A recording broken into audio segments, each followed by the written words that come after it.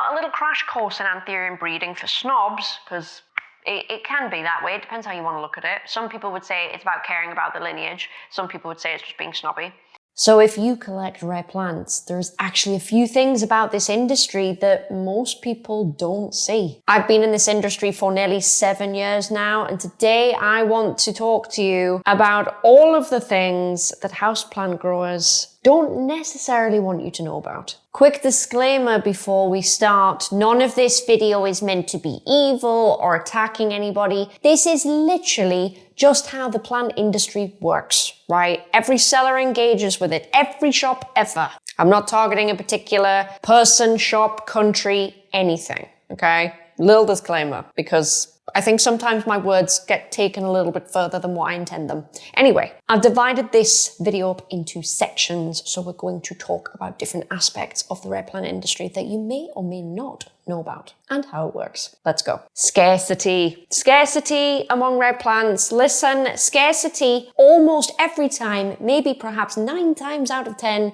scarcity is completely strategic. Okay? There are different mechanisms in place to keep scarcity afloat, and we're going to go through them. But in general, there's a lot more kicking around of a given plant than what people want to tell you. Again, not evil, just business, guys. This happens in a lot of different industries, okay? Just to take 1 second out of this. It doesn't even have to be houseplants. It can be limited supply of, like, I don't know, a cosmetics launch or something like that, or clothing, or literally anything. People do this all the time. This is completely normal, but let's get into some of the different mechanisms that we may see. So let's just say you're a grower and you've got a new rare plant and you think, okay, I've got loads of it. I'm going to release it all once. Here we go. Here's the price. Great. Supply everybody. This is not a great decision. It's actually financially quite reckless on the behalf of the seller. Because if you release everything and let everything go, you have not necessarily a means of getting more, depending on how that plant was obviously propagated. You also completely take yourself out of the game when responding to things like price fluctuations, because the price that you release at could be pre-demand surge, we'll say.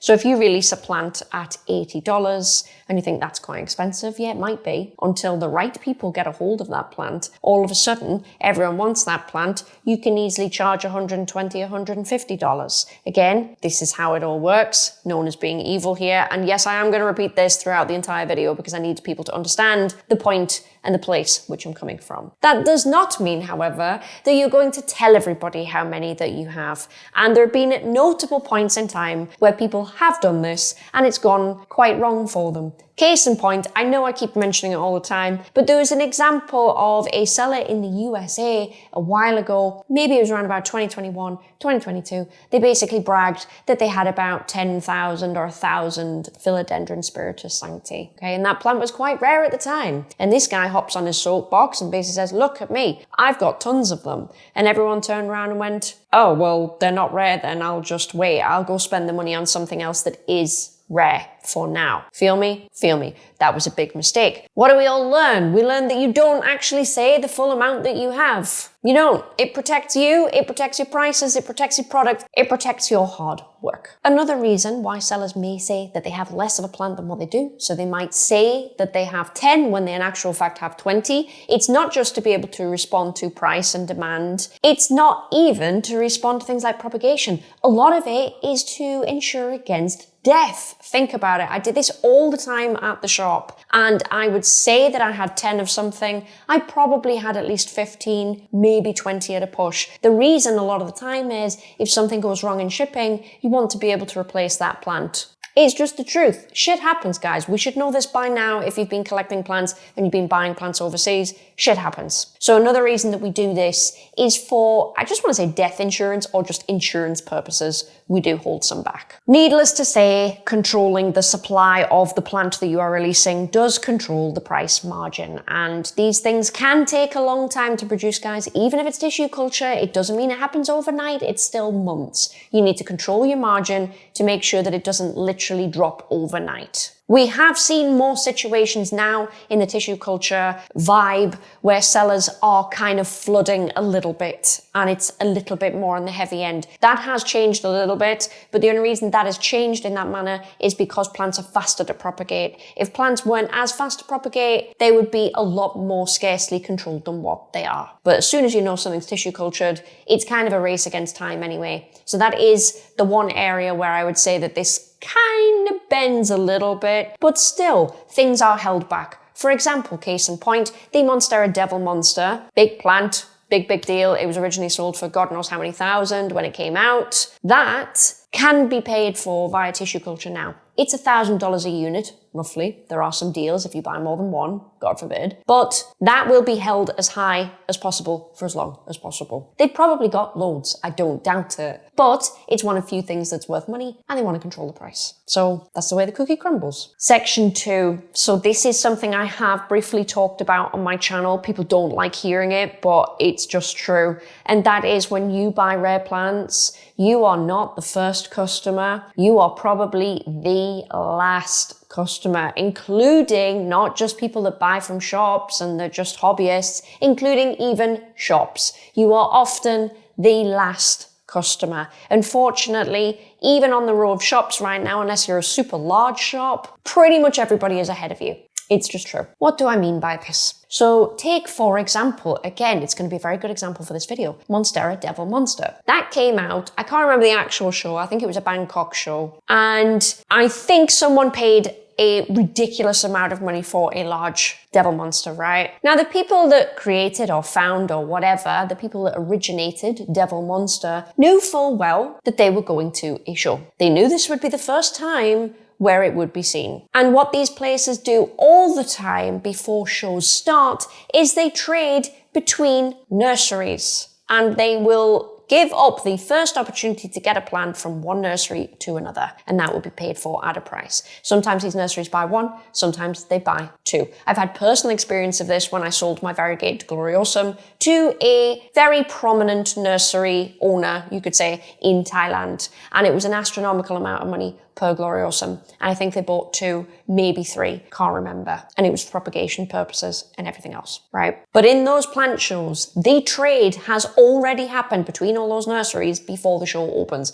In a lot of cases, you go to the shows and all the really good shit has already been sold, and the people will tell you that. This isn't just in Thailand, by the way. I've had this happen when I went to a completely unrelated show in the UK, when people brought plants, even if it was ornamental for any reason, just to jazz up the stand. They would often make deals with other nurseries and stuff like that while they were there to basically get rid of them so they didn't even have to take them home. I know that's slightly different, but it still drives home the point that you are never the first. Even the individual person that spent all that money on the Devil Monster thinking they were getting in first, they were not getting in first. The other nurseries have it. The other nurseries are already on it. Also, a nursery is not going to sell to another nursery until they've got plenty of backup, right? Otherwise, they risk the other nursery getting ahead of them and making the majority of the money for something that they have discovered and worked on themselves. Again, not shady, not underhanded, just genuinely business. It's just business. This isn't just at shows. Obviously, this does happen throughout the year. You know, one nursery will just trade with another nursery, and you'll never know about it. You know, you'll never know how many plants these guys have because they never show you on Instagram, do they? They hold up the one plant and go, here's this plant, look at it, it's amazing, it costs this much. But what you don't see is that they've picked it out of a whole bench of about 200 of them. And you sell that one on Instagram, okay? And you say, I've got one, you sell it, that's now sold, you leave the post up, somebody else comes along, he's like, well, there's the only one left, and they buy it. Rinse and repeat, rinse and repeat. Again, not evil, just business. This is just how the industry kind of works. It kind of always has worked that way. Obviously, by the time you get the bigger shops getting them, or the influencers, dare I say, get plants and stuff like that, you already know things are now starting to go on the downturn. So really, nowadays, the competition is to hit the mass market in the background as much as possible before things are seen on the front end. And the reason is the rare plant word, right? We need to keep it looking scarce, but we also need to make bank, and we also need to make sure that we supply everybody. Those kind of conflict each other. So sellers do have to jump through a few hoops in order to keep the balance. And this is one of them. Section 3, tissue culture is, has been, and always will be ahead of you. Now, a lot of people probably already know this, but I think a lot of people are unaware that the rate of just how quickly tissue culture moves is actually going to increase. Definitely this year, definitely next year. And that is because China is now involved. Now, previously, I know China's been dabbling for a while, but previously, your main areas have been Philippines, say Vietnam, Thailand, Indonesia. That's generally the central hub for where we get our rare plants from, right? These are the people that we've dealt with and we've done business for years. But more so than ever now, there are a lot of Chinese tissue culture labs. I've made content showing you basically what those labs have to offer. That was early this year. It will always be further ahead of you. And again, nurseries are just not going to show you rows upon rows of TC plants because it just destroys the illusion. And it's strange because the plant community just doesn't like it, right? We're okay with knowing that something is tissue cultured, that's fine, but we don't seem to want it rubbed in our face. And I'm not actually speaking personally, I'm speaking from generally the vibe that I'm getting from people. So people are happy to buy, for example, a tissue cultured variegated alocasia. That's fine. And they're even showing it in a little bag. And it's like, here you go, here's a tissue cultured alocasia. But what they do not want to see are rows and rows and rows and rows and rows of that plant available to sell, because it really reinforces and it puts it in front of the buyer's face. This ain't even a little bit rare and I should wait. So sellers obviously hold back, I guess, content, scenes, visuals of that kind of thing. Again, if I had a tissue culture lab, I wouldn't do it either. So I'm not speaking poorly of labs. I would be the same. Anybody running a lab would be the same. True. Again, labs do scale before hype peaks. They have to, otherwise they will create some kind of boom and then not even be able to cash in on it. Bit weird, right? You bring out this new rare plant and you're like, look, this is the point when you put it on Instagram and everybody wants it. This is the point where you must supply it because this is the maximum amount of money you're ever going to get. So naturally, sellers, creators, breeders, whatever, they will wait till they have enough of something and they will sit on it till the time is right, until they have enough supply and they go. And this is what has developed this kind of like rinse and repeat plant pipeline that we have. It's just a natural progression now that we have tissue culture. Very, very different before tissue culture became a bit more widespread. The model wasn't quite the same as what it is, but now sellers kind of need to prepare to flood. As soon as that announcement comes that this plant is here and it's really cool, they need to flood. They need to flood. Just to bring Anthurium into this a little bit, because it's not really specific to any plant, this video, it's just how the industry works. So you have Anthurium. For example, take Doc Block. I've mentioned him before. He's a guy that makes really dark and sexy Anthuriums. Very, very pretty, very, very nice. He is always working at least 2 generations ahead of the stuff that is in stores that you can buy. So whatever we're all buying now, whatever Doc Block, whatever has come out, he's already 2 generations ahead. He's already got a mother that is arguably, to him personally at least, of higher caliber than the one that they're currently circulating. And that will keep happening. And I don't believe personally that's just Doc Block. I think that's probably most breeders. They will breed from a certain line. They will be developing a new, better line while they make money to support themselves off the previous line. So this is what I'm saying, whereby we are always behind. We're always last. It goes without saying as well that in the Anthurium world, certain seedlings are held back, not to gatekeep, but to preserve the lineage and the breeding and the traits that that person has spent hours, days, weeks, months breeding and looking for. So I don't think that's bad either. I know a few people get a bit funny about that, but this is literally why people breed Anthuriums. They breed it for traits that they want. Why wouldn't they? Why wouldn't they keep the best back? I don't know why people get a bit weird about that. To me, that just makes sense. Section 4, I will go through a little bit quicker because it does mainly apply to Anthurium. It can apply to the odd mutant in other categories, but I'm mainly talking about Anthurium for this one. So I'll make this one a little bit quicker. So my Anthurium community, you have really high quality breeders at the top. If they have something super special, like a super special clone of a plant that I've just mentioned that has these amazing selected traits, say they've done like, I don't know, a Doc Block Black Widow by a Stripey or a Michelle or something like that just looks incredibly good. It's taken all the right traits. It looks big, it looks dark, it looks amazing. And they think, okay, I'm going to offer up a clone of this either for financial reasons or just to share around the breeding. Maybe that's their ethos. It will nearly always be passed to other breeders in their very, very close circle first. They will probably not pass it around to just anybody. And again, this is to protect the genetics and the lineage and just really preserve the trust in the Anthurium community. And I know a lot of people have different feelings based on this. And again, if it was me, I wouldn't just sell my amazing plant that I felt very strongly about to just anybody. So I'm openly telling you that I would participate in this same thing. It's just a thing of trust. Clones like this aren't advertised at all. It's usually one breeder saying to another, hey, by the way, I've got this clone available that I'm willing to sell. You seem like a trustworthy person. I know that you wouldn't sell it and do something weird with it. I know that you've got integrity. Would you like to buy it? That is a very, very common practice in the Anthurium world. And again, I'm going to stand by this on behalf of everyone that trades Anthurium. I don't think this is gatekeeping at all. I think you, as a seller, no matter what you're selling, right, whether it's a plant, whether it's a car, whether it's a house, whether it's cosmetics,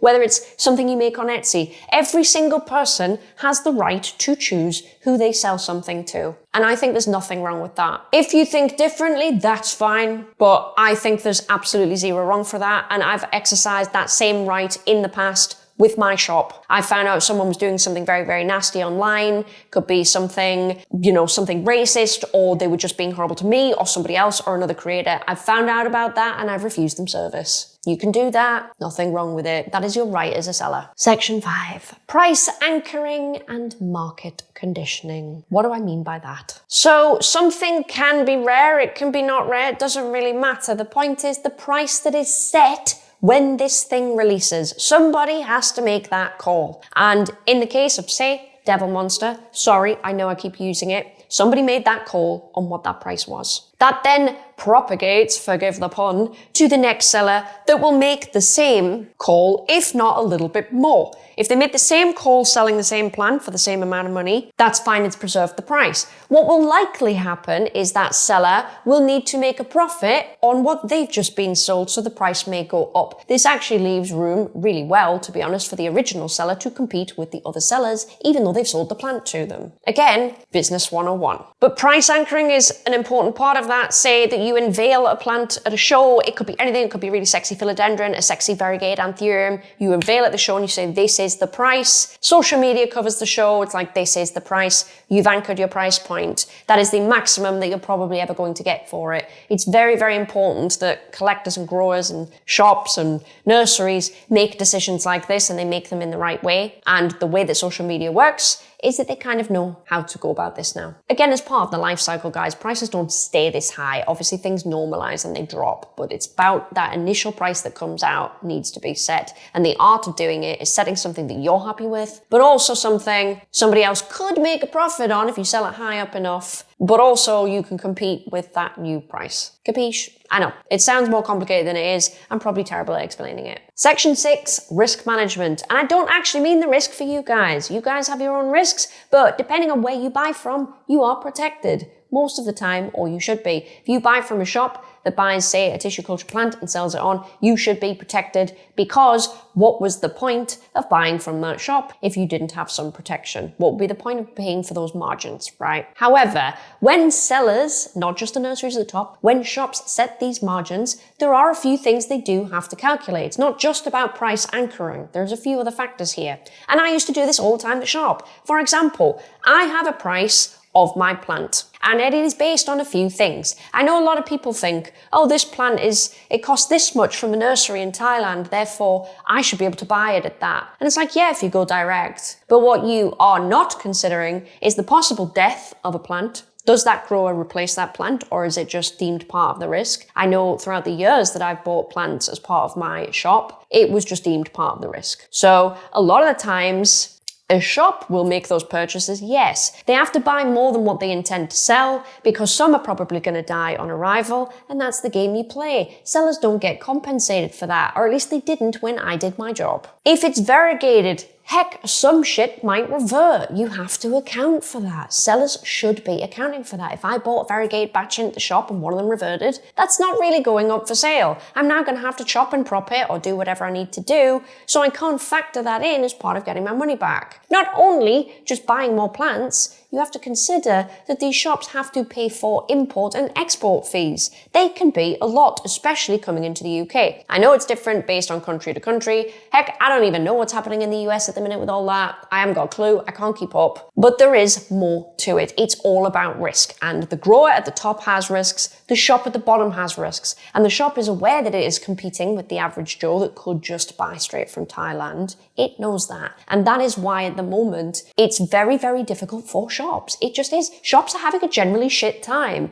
And if they don't say it, I will. I had to close mine, as you guys know, for a few reasons. Don't get me wrong. But I think nearly every shop at the moment, apart from maybe the top 1th percentile, will tell you that it's a bit of a struggle. It's a bit of a struggle at the minute. You see shops everywhere with sales on and stuff like that. But they've already taken their risks. Now they have to make their money back. Demand for plants like this, guys, can shift literally overnight. And a lot of these growers understand that it comes in everything. It comes from the price at the top of the growers. It comes from the amount shops buy in, what kind of policies they have, what their markup is, everything. Everything is a risk. Now, I'm not saying a buyer watching this video is not at risk, but your risk, depending on where you choose to buy from, is a lot less. Shops, however, the reason why they add margins on things is because they have to import, they have to take the risk. Heck, they probably grow them for a bit and then they sell them on. They are taking a different set of risks to you are, but I want to remind everybody on this channel that shops and basically everything above, they all do take risks. Nobody is sat at the top just creaming everything in. I think you'd have to have a free lab, a free everything in order to be doing that. And I don't know how many people really have that. It's not realistic to say that. Section 7. Right, Section 7, I actually agree less with than pretty much every other section that I've talked about so far. So I will now give you what I think, because again, I'm not just making a video going, hey, this is how it works, this is business, deal with it. That's not quite what this is. I want to talk about the different aspects of the rare plant industry. And this is a big one. And I think a lot of us have an issue with this kind of stuff, and that is plant naming. All right, I've always had a problem with this. Now, unfortunately, I see this in 3 places. 1, tissue culture labs. 2, random little hobbyists on Facebook. Sorry, I'm calling you out. And 3, in the Anthurium lower level breeder world. I see it in 3 places. So, let's talk about the Facebook people first. I'm saying Facebook, obviously I'm synonymous with eBay, Etsy, Instagram, however you're selling your shit, right? Private sellers. Private sellers love to have something that is producing something slightly different. And it's not even a proven trait for the entire plant. It might just be 1 leaf, maybe 2. They will rename that plant something completely fucking different and sell it for more money. I disagree with this. I think this is dishonest. Now, I can still sit here and go, hey, this is how the industry works, but I don't have to agree with it. And while I've agreed with many other points that I've already made in this video, I don't agree with this one. I also think that in the Anthurium community, it's a bit sus as well, not gonna lie. Now, the Anthurium community do it for different reasons. So, let's just say, and I swear to you, I'm naming a plant not thinking it exists, so I'm not attacking a certain plant. But let's just say there is a plant called Anthurium dragon egg, right? And I'm genuinely making that up. Please God, tell me that doesn't exist. Otherwise people are going to think I'm coming for them. I'm not. Anthurium dragon egg, right? Sounds really cool and whatever. But generally in Anthurium, when you hybridize, you have A and B. We'll just call it plant A and plant B, right? You put that together and you get Anthurium AB, right? You then cross that with something else. You could just cross it with Anthurium C. Now, depending on which way around you did it, obviously, it's Anthurium AB by C. You could have crossed it with CD, and then it'd be AB by CD. Do you get what I'm saying? This can create, to a lot of people, unless the thing looks fucking amazing and doesn't look like a little green thing that's a seedling and hasn't proven itself yet, this can piss a lot of people off, because a lot of people don't like muddy genetics. Oh, it's got a bit of everything in it. It's a Heinz 57 plant, right? And a lot of people just don't like that. Now, you can do A and B, but then if you give that plant a new name, like what I call it, dragon egg, now, if you hybridize something else, it's dragon egg by something else. And if you just run with that, it looks like plant A, dragon egg, by plant B. Do you see what I'm saying? And it gives a false sense of a more pure lineage than what it is. I don't really like this. I understand why. You could just say, hey, it's to stop names getting really long. I get it. Or, this was a select seedling, blah, blah, blah. But I do think people take the piss, to be honest, with select seedlings. I'm just going to come out and say it. I do. I really do. I think some people be calling things without any merit for it. I think I've really properly named one plant ever that I've had. And I called it this name and I didn't think it would take off. I was kind of taking the piss when I said it. But if you don't know, my super dark anthurium, that I don't know what it is, I called it Anthurium Mysterious Dark Boy. I said it for years off the cuff on videos. I wasn't really officially naming it. I was sort of not naming it almost by keeping it like a no ID, where I was just like, it's mysterious, I don't know what it is. But people loved the name so much, it became a thing. Now I do sell clones of Mysterious Dark Boy, but I didn't set out to do that. I didn't set out to do anything of the sort. And I will gladly tell you, as far as I'm concerned, it's a no ID, okay? I know it's not full Moodinum, could have a bit of red beauty in there, not really sure. But I don't know what it is, and that's what it is. And anybody that asks me, I will tell them that. But I think a lot of people really do just be pulling out no IDs that look pretty much normal, really, in the bell curve of what an anthurium would be, and just start giving things fancy names. I don't like that. Similarly, tissue culture, terrible, terrible, terrible, terrible. Now, sometimes we do get a hit where something is named differently. Sorry, I've got cat hair on my nose, guys. Something is named differently because it looks a bit different. Fair enough. I just think let's not take the piss, all right? There's a really nice mutant that's come from a pink princess. Can't remember what it's called, Ice something or other. I'll put a picture on the screen if I find it. That was quite nice. And I think that warrant's been different, providing that is stable, because I've not seen that anywhere else. But a lot of the time, people do be taking the piss a little bit. I'm going to end that section there because I could rant on about that forever, but it is the done thing, but in this situation, I disagree with it. But it is kind of one of the pillars of being in red plants, right? To summarize that, you could just say it's marketing and it's completely valid. And I'm not saying it's not valid. I'm not saying people are doing something wrong. I'm just saying I don't agree with the level that people take it to. Anyway, moving on.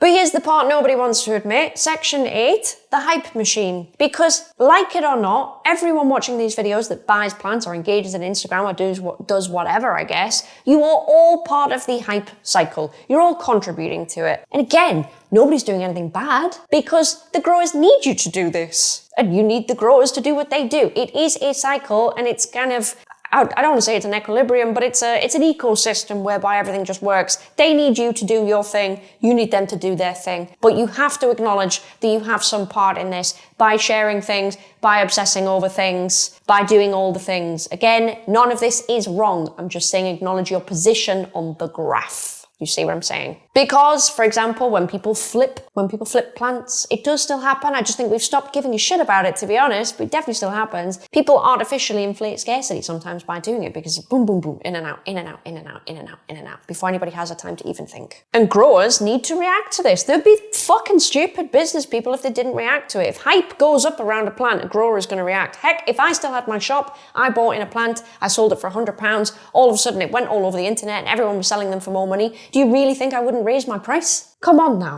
now. Of course I would. And again, that is driven by collective feedback and it's all completely normal. Similarly, don't get me wrong guys, it works the other way. And this is what we're seeing more so now. We're seeing the opposite of what it was when it was like 2020, 2022, whatever. We're seeing the opposite side where collectors again are playing a big part of it and they're going, hey, actually, I'm not going to buy that. I'm going to wait. And of course, it has had a massive effect on shops closing. I'm still seeing shops close every week and it's having an effect on breeders or TC labs and the stuff that they're having to sell on, minimum order quantities and everything. It's affecting everything. So it really is like a tit for tat, give and take, ping pong, squash game with collector and grower. It always has been that. It always will be that. It needs to be that. Or this whole industry doesn't exist. And I know you might think, oh, it's all commercialized. We don't care. I bet you fucking would care if people stopped even posting plans because there was no remote interest in it for them to maybe change their lives, make some money out of it at the same time. All of your influencers would disappear because they wouldn't get paid for all their ad revenue. You know what I mean? If this was completely free for me, I couldn't do it anymore because I have bills to pay. Trust me, you want this system to keep on working. And it will fluctuate in how it works. It's not always going to be what it is now where everything's cheap. And I'll tell you a little bit about that, even though it's not actually on the roster for this video.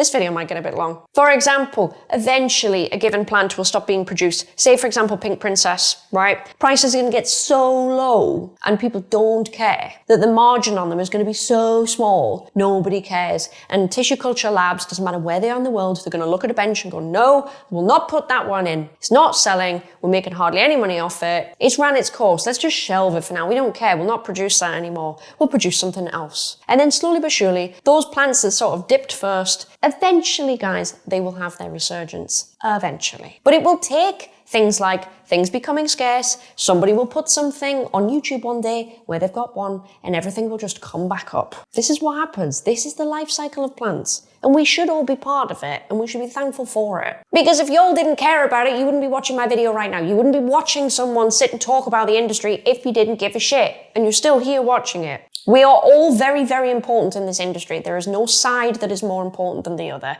You can't have one without the other. So to summarize, none of this is evil from a grower's or whatever's perspective. Some of it sometimes is a bit questionable, and I've gone into where I think that is and isn't, okay? A lot of it is genuinely just marketing and business, and it is how it is. And you guys fuel it, the growers fuel it. It is a constant feedback loop. It is a complete ecosystem. It's why we have plant YouTubers. It's why we have plant TikTokers. It's why we have people on Instagram doing their thing. It's why everybody who's everybody has a plant account. We're all a big part of this one thing. And yes, it is very different to what it was years ago. Of course it is. And when I say years ago, I don't even mean 2020. I mean, if you're around before that, then you'll know it's very, very different to years ago. Years and years ago, it was a very small community. Obviously, that's different. We should be thankful for it. As long as we keep track of things like scammers and everything else, because I've not covered that in this video, because I don't think that's how the industry works, and I'm not going to give it the satisfaction of being mentioned in that way. Obviously, I don't stand by scammers. Nobody does. Nobody wants to invite those in. But we're just going to keep doing our jobs